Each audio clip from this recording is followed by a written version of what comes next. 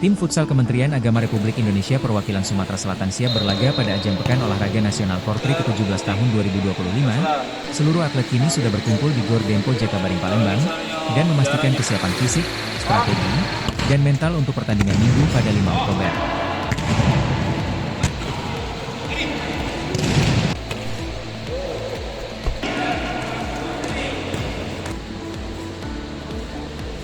Harapan kami di Pornas ini ya yang pasti ya juara, karena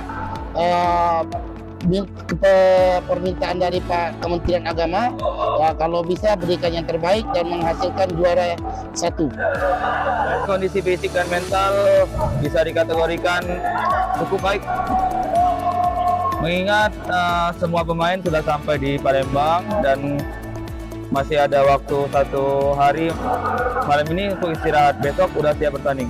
Latihan fisik pun normal saja, sesuai dengan prosedur ya, bahwa untuk melangkah menuju turnamen ini tentunya kami selain kesiapan fisik, kemudian juga kami kesiapan mental, dan tentunya ada trik-trik khusus yang ya mungkin tidak bisa kita bicarakan sekarang karena ini adalah goalnya bagi kita untuk menuju sukses nanti di turnamen futsal.